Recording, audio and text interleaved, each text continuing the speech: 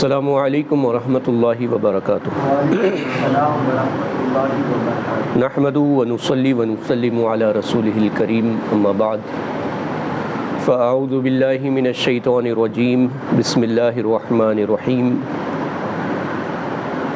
الف لام میم ذالک الکتاب لا ریب فیہ ھدی للمتقین الذین یؤمنون بالغیب ویقیمون الصلاۃ ومما رزقناهم ينفقون آمنت باللہ صدق اللہ العظیم۔ الصلاۃ والسلام علیک یا رسول اللہ، الصلاۃ والسلام علیک یا حبیب اللہ، الصلاۃ والسلام علیک یا نبی اللہ وعلی آلک وصحابک یا نور اللہ صلی اللہ تعالی علیہ وسلم۔ متقین کے حوالے سے کچھ اہم باتیں اس سے پہلے آپ لوگوں نے اس سے پہلے کے درس میں سماعت کی۔ سورہ بقرہ کی آیت کریمہ کہ متقین کون لوگ ہیں، اللہ تعالیٰ نے یہاں پر متقین کی 3 صفتیں بیان فرمائی، اور بھی صفات آگے آ رہی ہیں۔ اس آیت کریمہ میں 3 صفتیں بیان کی گئی کہ متقین ہے کون۔ فرمایا گیا ھدی للمتقین، کہ قرآن جو ہے متقین کے لیے ہدایت ہے۔ تو یہ متقین کون لوگ ہیں؟ تو یہاں پر اللہ تعالیٰ فرما رہا ہے الذین یؤمنون بالغیب، وہ جو بے دیکھے ایمان لائے، غیب پر ایمان لائے، ویقیمون الصلاۃ، اور نماز قائم کرتے ہیں، وَمِمَّا رَزَقْنَاهُمْ يُنْفِقُونَ، اور جو کچھ رزق ہم نے انہیں دیا ہے اس میں سے ہماری ہی راہ میں خرچ کرتے ہیں۔ تو 3 صفتیں بیان کی گئیں، ایمان بالغیب،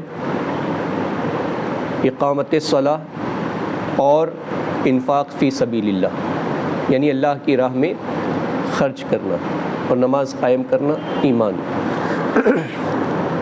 یہ 3 باتیں بیان فرمائی گئی۔ ایمان کے حوالے سے کہ ایمان کیا ہے، ایمان کسے کہتے ہیں، تو اس کا پہلے لغوی معنی دیکھتے ہیں ہم، اور ایک ہمارے علماء کا یہ اسلوب رہا ہے کہ لغت کے حوالے سے بھی جب دیکھتے ہیں قرآن کریم کی تفسیر میں کہ فلاں آیت کے فلاں کلمے کا کیا معنی ہے، تو اس کے لیے بھی ہمارے علماء نے یہ اہتمام کیا کہ اکابرین کے ہی اقوال کا سہارا لیا جائے اور انہی سے دلیل لی جائے، یہ نہیں کہ کوئی بھی ڈکشنری اٹھائے اور اٹھا کر کے اس سے بیان کرنا شروع کر دے۔ اور دوسری ایک اہم چیز ہماری اہل سنت کی جو بڑی خوبی ہے، اہل سنت کی بڑی خوبی جو ہے وہ یہ ہے کہ ہمیشہ جمہور کے قول پر عمل کرتے ہیں۔ جمہور کے قول پر، جمہور سے مراد علماء کرام کی اکثریت جس جگہ گئی ہے اور اکثر علماء نے جس پر اتفاق کیا ہے، سب نے مل کر اسی بات پر عمل کرتے ہیں اور اسی پر جو ہے یقین رکھتے ہیں۔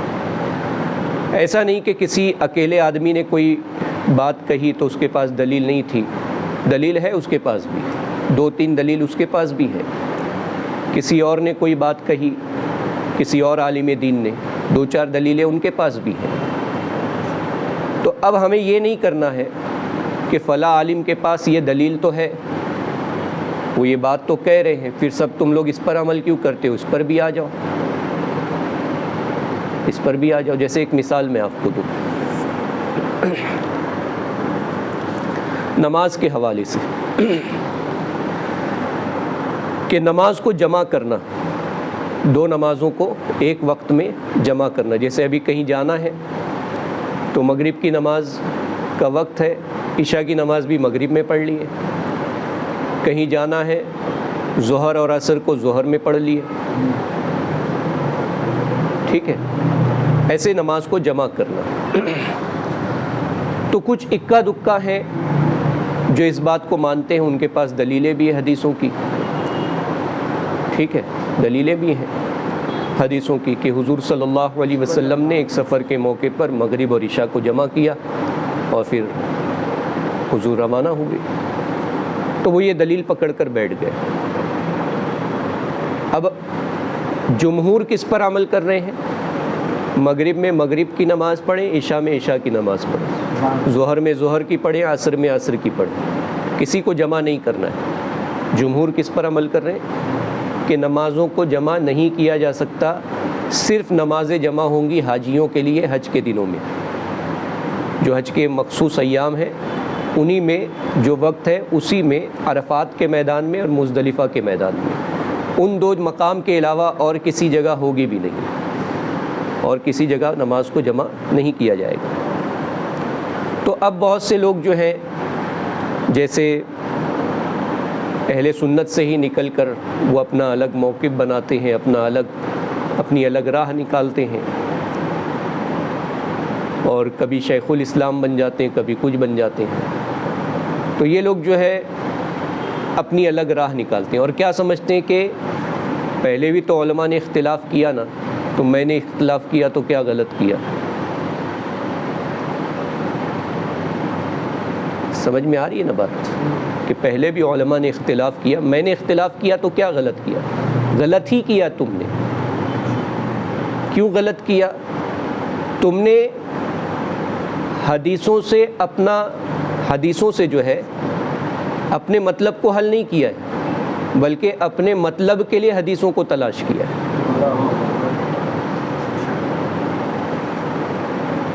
کیونکہ اگر حدیثوں سے تمہیں اپنا مطلب حل کرنا ہوتا، اپنے مسئلے کو حل کرنا ہوتا، تو تم ان حدیثوں کو بھی دیکھتے، پھر جمہور کی طرف جاتے کہ جمہور علماء نے کیا کہا ہے، ان کا موقف کیا ہے، علماء کی ایک بڑی جماعت کس طرف کھڑی ہے۔ اگر حدیثوں سے تم اپنا مطلب حل کرنا چاہتے اور حاصل کرنا چاہتے تو تم تمام حدیثوں کی طرف جاتے، لیکن تم نے کیا کیا؟ اپنے مطلب کے لیے حدیثوں کو تلاش کیا۔ میرے مطلب کی حدیث مل گئی نا، بس باقیوں کی طرف دیکھنا ہی نہیں۔ یہی کام غیر مقلدین کرتے ہیں، یہی کام غیر مقلدین کرتے ہیں، اور اسی لیے وہ ہر وقت اختلاف کا شکار رہتے ہیں۔ وجہ کیا ہے اختلاف کا شکار ہونے کی؟ کیونکہ وہ لوگ جو ہیں اپنے مطلب کی حدیثیں تلاش کرتے ہیں، مطلب کی بات مل گئی، باقیوں کو چھوڑ دو، باقیوں کو چھوڑ دو۔ اور جو جمہور کی طرف جاتے ہیں وہ اختلاف کا شکار کیوں نہیں ہوتے؟ اس لیے کہ وہ حدیثوں میں اپنا مطلب حل کرتے ہیں، اپنے مطلب کو تلاش کرتے ہیں، اپنے مسائل کا حل ڈھونڈتے ہیں، تو وہ اختلاف کا شکار نہیں ہوتے۔ اعلیٰ حضرت امام احمد رضا فاضل بریلوی علیہ رحمہ کی یہی بڑی خوبی رہی ہے کہ کسی مسئلے پر 5 10 حدیثیں موجود ہیں، سب بیان کر دیے، لیکن بعد میں وہ کہاں جاتے ہیں؟ اپنا مطلب نہیں نکالتے اور اپنے مسئلے کے لیے حدیثیں پیش نہیں کرتے، بعد میں جمہور کی طرف جاتے ہیں کہ جمہور کا یہ موقف ہے اور میرا بھی یہی موقف ہے۔ اسی لیے اعلیٰ حضرت جو ہے اختلاف کا شکار نہیں ہوئے، کوئی بھی ان سے الجھا نہیں، کوئی ان کے خلاف نہیں گیا۔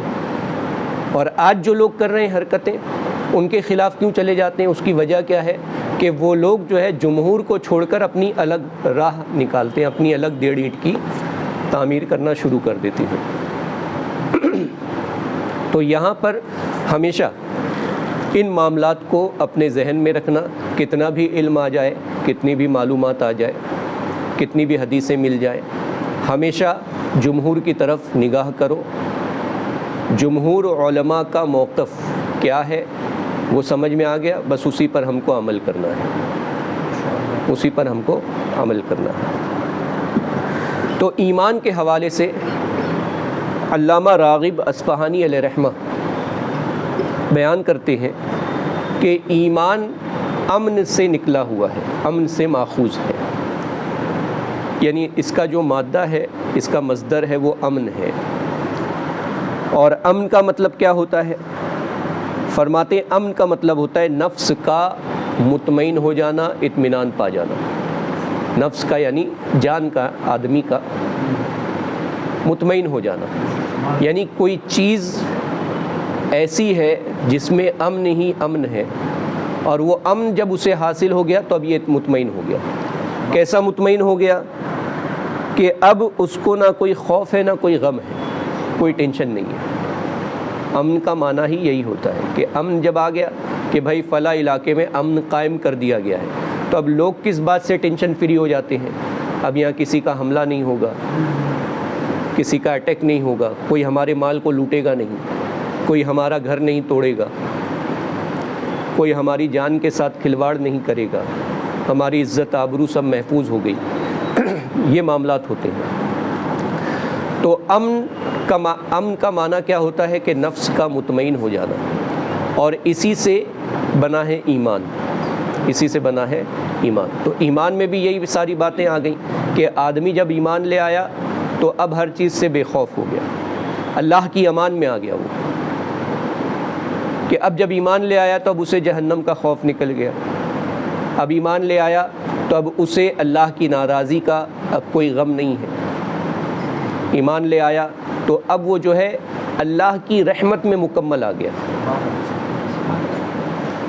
پوری طرح سے اللہ کی رحمت میں آ گیا. تو فرماتے ہیں کہ ایمان امن سے ماخوذ ہے، اور امن کا معنی ہوتا ہے نفس کا مطمئن ہو جانا، انسان کا، جان کا بالکل اطمینان پا جانا، یہ امن ہوتا ہے. خوف کا زائل ہو جانا، جو میں نے بتایا خوف پوری طرح سے ختم ہو جائے. امن، امانت اور امان اصل میں یہ سب مصدر ہے، یعنی جو اصل کلمے ہوتے ہیں جسے روٹ ورڈ کہا جاتا ہے، ٹھیک ہے، یہ سارے مصادر ہیں. انسان کے پاس جو چیز حفاظت کے لیے رکھی جائے اس کو امانت کہتے ہیں.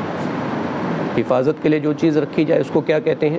امانت کہتے ہیں. اور اسی امانت کو اللہ تعالیٰ نے جب زمین اور آسمان کو پیش کیا، پہاڑوں کو پیش کیا، دریاؤں کو پیش کیا، تو انہوں نے منع کر دیا، اور جب انسان کو دیا تو انسان نے اٹھا لیا، انسان نے قبول کر لیا. اور کل حضرت نے بھی یہی مثال دی تھی میٹنگ میں کہ انسان نے، یعنی حضرت آدم علیہ السلام نے اس امانت کو اٹھا لیا، اور اللہ تعالیٰ نے جب فرمایا اے آدم سب نے تم انکار کیے، تم نے کیوں اٹھا لیا؟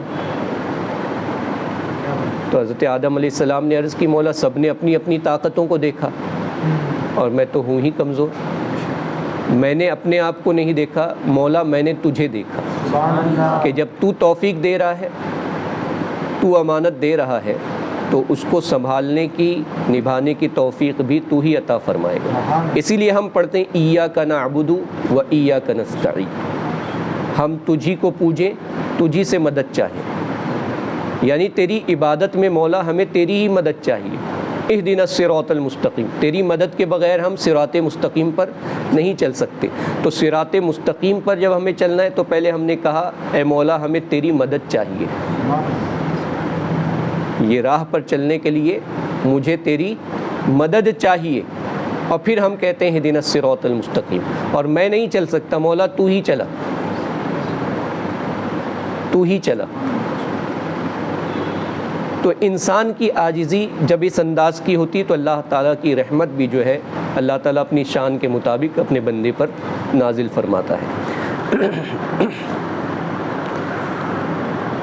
اسی طریقے کے اور بھی بہت سے اقوال ہیں، اور علماء کرام نے اس کے حوالے سے بہت سی باتیں بیان کی. اب اس کے بعد ایمان میں کیا کیا باتیں آتی ہیں تو اسے ہم دیکھیں گے.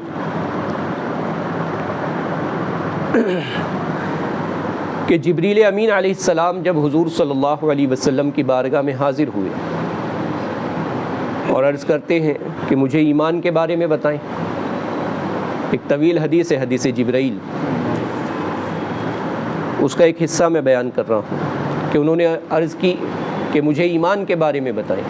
اللہ کے رسول صلی اللہ تعالیٰ علیہ وسلم نے ارشاد فرمایا ایمان یہ ہے کہ تو ایمان لائے اللہ پر، اس کے فرشتوں پر، اس کی کتابوں پر، اس کے رسولوں پر، قیامت کے دن پر، اور ہر اچھی بری چیز کو تقدیر کے ساتھ وابستہ ماننے پر، کہ ہر اچھی بری چیز جو ہے وہ تقدیر کے ساتھ جڑی ہوئی ہے، اور جو بھی مجھے اذیت پہنچتی ہے یا مجھے سکون پہنچتا ہے یہ سب اللہ ہی کی طرف سے ہے۔ تو ان تمام چیزوں پر ایمان رکھنے کا نام کیا ہے؟ یہ ایمان ہے۔ تو یہاں پر 6 چیزوں پر جو ہے ایمان کا اطلاق ہوتا ہے کہ ان 6 چیزوں پر یقین رکھنا، ایمان رکھنا، یہ ایمان ہے۔ ایمان کیا ہے؟ یہ تصدیق ہے۔ ایمان کیا ہے؟ یہ تصدیق ہے، کسی چیز کو سچا ماننا، کسی چیز کو سچا ماننا، یہ ایمان ہے۔ تصدیق کرنا یعنی اسے سچا ماننا۔ اور اس میں علماء فرماتے ہیں کہ صرف جان لینا کافی نہیں ہے، صرف جاننا کافی نہیں ہے، ماننا ضروری ہے۔ اس لیے کہ بہت سے کفار و مشرکین تھے جو یہ جانتے تھے کہ یہ اللہ کے رسول ہیں، جسے قرآن کریم میں یہودیوں کے حوالے سے بیان بھی ہوا کہ یہ حضور کو ایسے پہچانتے ہیں، اس نبی کو ایسے پہچانتے ہیں جیسے اپنے بچوں کو پہچانتے ہیں۔ تو وہ جانتے تھے کہ اللہ نے فرمایا جنہیں ہم نے کتاب دی ہے وہ لوگ جو ہے، یعنی کتابی لوگ جو ہیں، یہود و نصارہ، یہ کتابی لوگ جو ہیں حضور کو ایسے ہی پہچانتے ہیں جیسے اپنے بچوں کو پہچانتے ہیں۔ کما یعرفون ابناءہم، کہ جیسے اپنے بچوں کو پہچانتے ایسے ہی پہچانتے ہیں۔ یعنی انہوں نے کتابوں میں حضور صلی اللہ علیہ وسلم کے حوالے سے ساری نشانیاں پڑھ لی تھی، اور وہ نشانی حضور میں وہ دیکھ بھی رہے تھے، تو جانتے تھے کہ یہ اللہ کے رسول ہیں، لیکن مانتے نہیں تھے۔ تو ماننا ضروری ہے، ماننا ضروری ہے ایمان کے حوالے سے۔ اب یہاں پر ایمان کے حوالے سے علماء متکلمین کا مذہب ہے۔ علماء متکلمین سے مراد ہوتا ہے علماء عقائد، عقائد کے جو علماء ہیں وہ، اور اہل سنت کے 4 امام جو ہیں وہ شرع کے ہیں، شریعت کے 4 امام کس کے ہیں؟ شریعت کے۔ کون کون ہیں؟ امام اعظم ابو حنیفہ، امام شافعی، امام مالک، امام احمد ابن حنبل، ٹھیک ہے، یہ 4 امام ہیں۔ عقائد کے 2 امام ہیں۔ کتنے امام ہیں؟ 2 امام۔ ایک ہے ابو منصور ماتوریدی، ابو منصور ماتوریدی، اور دوسرے ہیں ابو الحسن اشعری، ابو الحسن اشعری۔ ہم لوگ جو ہیں ماتوریدی ہیں عقائد کے حوالے سے، ماتوریدیہ کے موقف پہ چلنے والے ہیں۔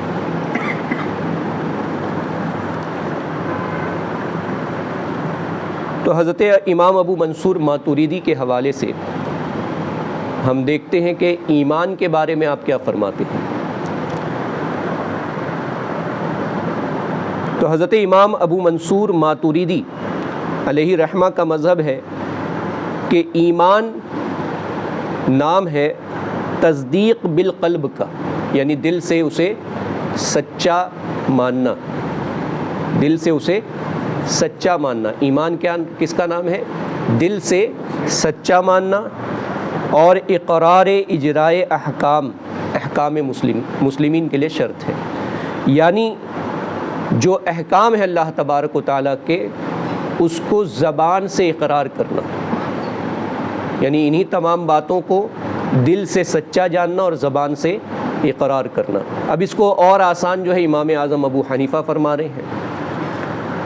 امام اعظم ابو حنیفہ کے نزدیک علیہ رحمہ کے نزدیک جو ہے ایمان کے 2 حصے ہیں، اقرار اور تصدیق، یعنی دل سے سچا ماننا اور زبان سے اس کا اقرار کرنا۔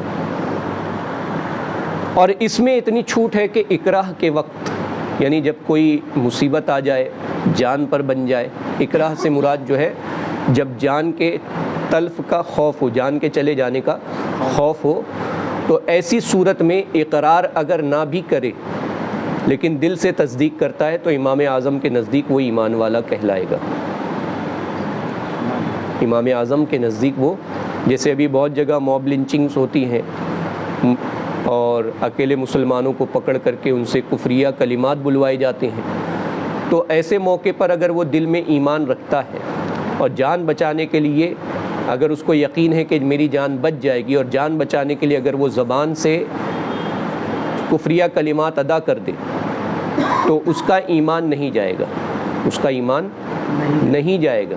یعنی بعد میں اس کو تجدید ایمان اور تجدید نکاح کی ضرورت نہیں ہے.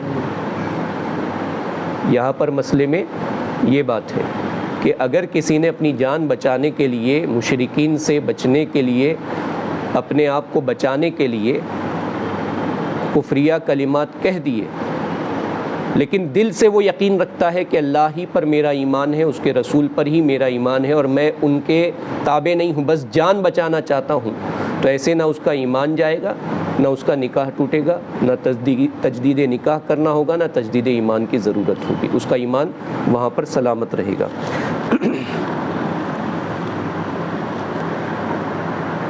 باقی علماء کا، باقی 3 اماموں کا بھی معاملہ تقریباً یہی ہے، تقریباً یہی ہے، لیکن کچھ باتوں میں ڈفرینس ہے.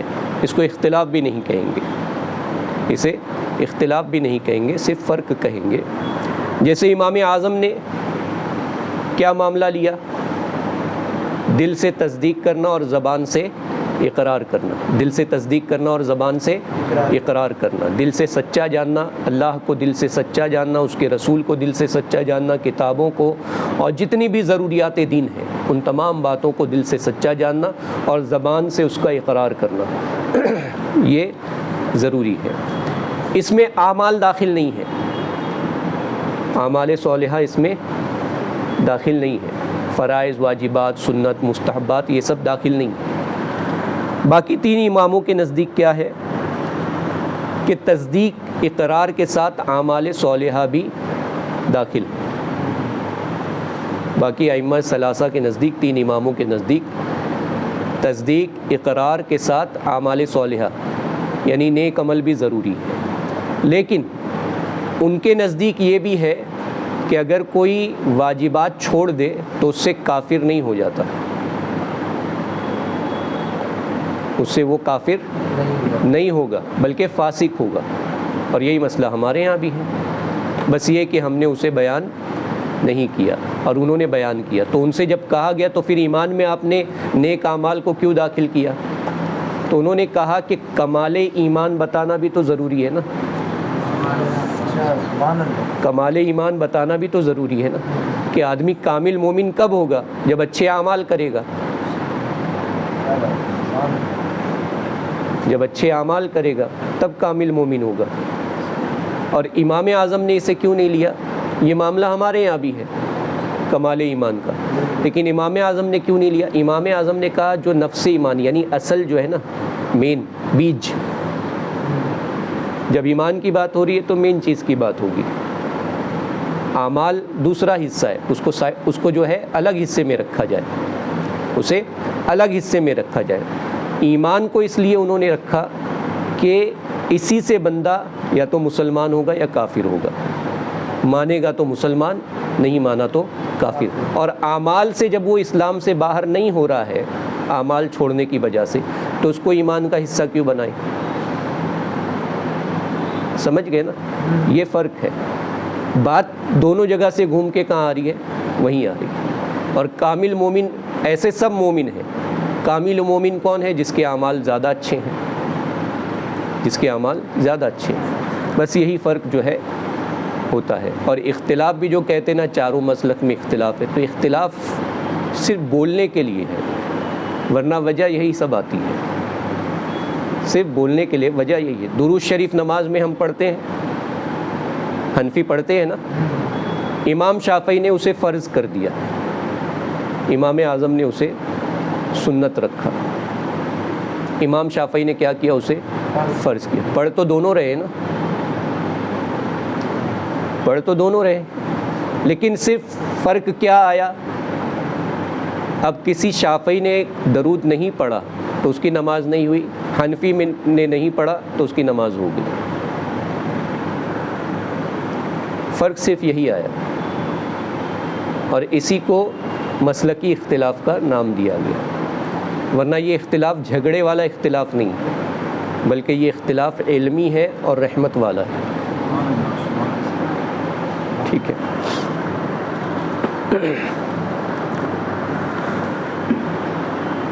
ایک فرقہ ہوا کرتا تھا معتزلہ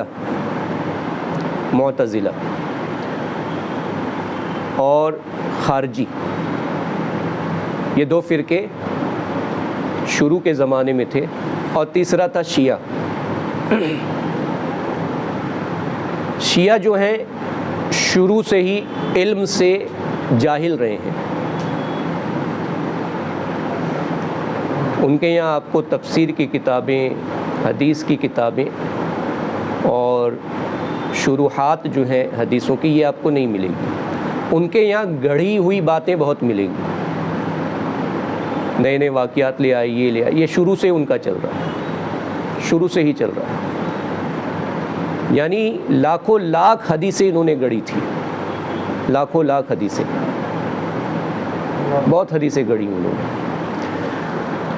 تو ان کا ذکر جو ہے ہمارے علماء نہیں کرتے ہیں علمی میدان میں، معتزلہ کا اور خارجیوں کا ذکر کرتے ہیں، کیونکہ وہ لوگ علمی معاملے میں میدان میں اترے تھے، علمی معاملے میں میدان میں اترے تھے، اور قرآنی آیات پر وہ لوگ جو ہے بحثیں کیا کرتے تھے اور اس سے دلیلیں لایا کرتے تھے۔ تو معتزلہ جو تھے وہ اعمال کو ایمان میں داخل مانتے تھے، یعنی اگر کسی نے عمل نہیں کیا تو وہ اسلام سے باہر ہو جائے گا۔ خوارج کا بھی یہی معاملہ تھا کہ اگر کسی نے عمل نہیں کیا تو اسلام سے باہر ہو جائے گا۔ صرف فرق دونوں میں یہ ہے کہ معتزلہ کے نزدیک جو بڑے اعمال ہیں، اعمال واجبہ، ان کا معاملہ یہ تھا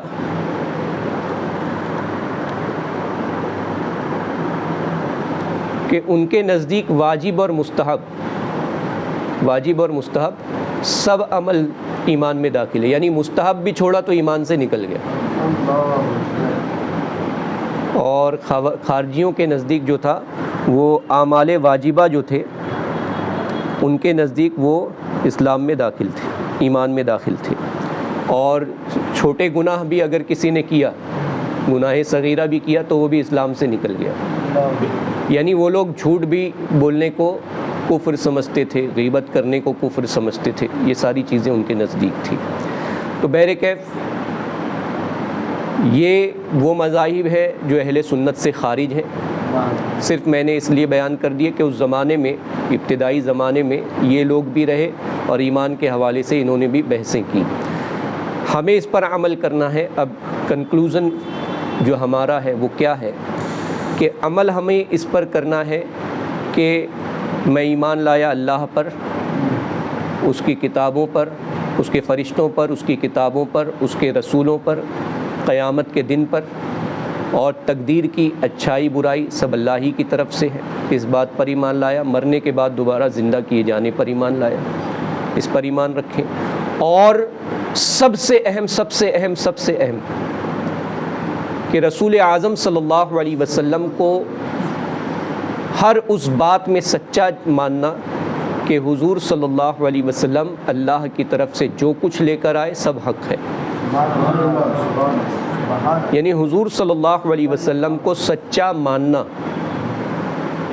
ہر معاملے میں، یعنی ایسا نہیں کہ دنیاوی معاملات میں چھوڑ دیا جائے، صرف دینی معاملات میں دیکھا جائے، نہیں، ہر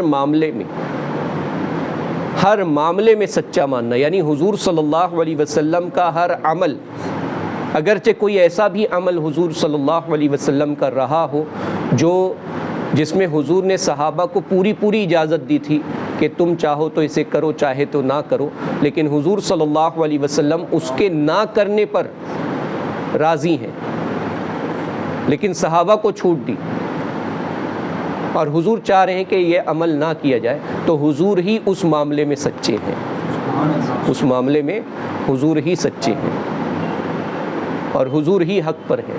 جیسے ایک مثال میں آپ کو دے دوں،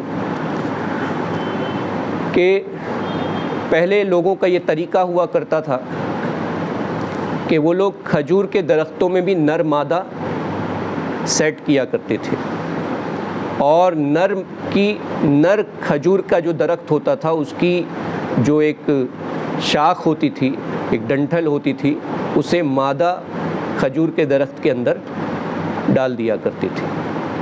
اس سے ہوتا یہ تھا کہ بہت زیادہ پھل آتے تھے اور ان کو سیرابی بہت ملتی تھی۔ جب حضور صلی اللہ علیہ وسلم نے یہ صحابہ کو کرتے دیکھا تو اس سے منع فرمایا، صحابہ نے چھوڑ دیا۔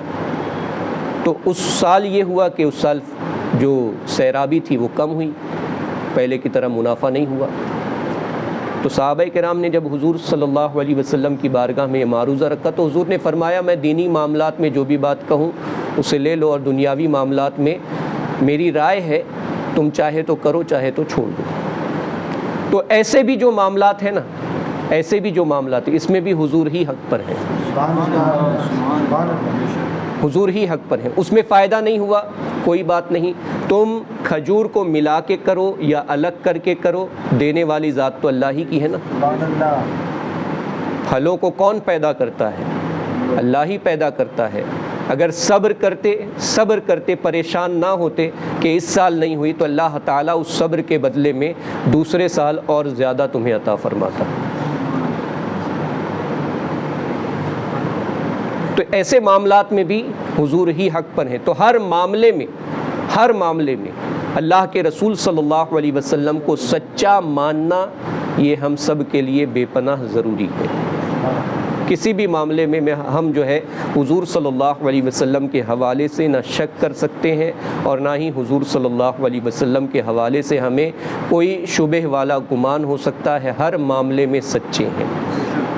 ہاں، جو باتیں حضور صلی اللہ علیہ وسلم کی طرف منسوب کرنے میں کوتاہیاں کی گئی یا جن باتوں کو منسوب کرنے میں جو ہے بہت زیادہ توجہ سے کام نہیں لیا گیا، ان باتوں کو حضور کی طرف منسوب کرنے سے بچنا چاہیے۔ آخری بات میں بتا دوں کہ کیا باتیں ہیں وہ، جیسے بخاری شریف کی ایک روایت ہے جس میں حضور صلی اللہ علیہ وسلم پر نزول وحی کے زمانے کا ذکر ہے کہ جب وحی کے زمانے میں، نزول وحی کے زمانے میں اور شروعاتی زمانے میں جب کلام الہی نازل ہو رہا ہے تو حضور صلی اللہ علیہ وسلم پر جب غار حرا میں آیت نازل ہوئی تو حضور صلی اللہ علیہ وسلم بہت زیادہ بے چین ہوئے، گھبرائے اور اپنے گھر واپس آئے، اور آنے کے بعد جو ہے آپ نے کمبل اوڑھا۔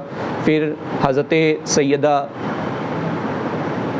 خدیجۃ الکبریٰ رضی اللہ تعالی عنہ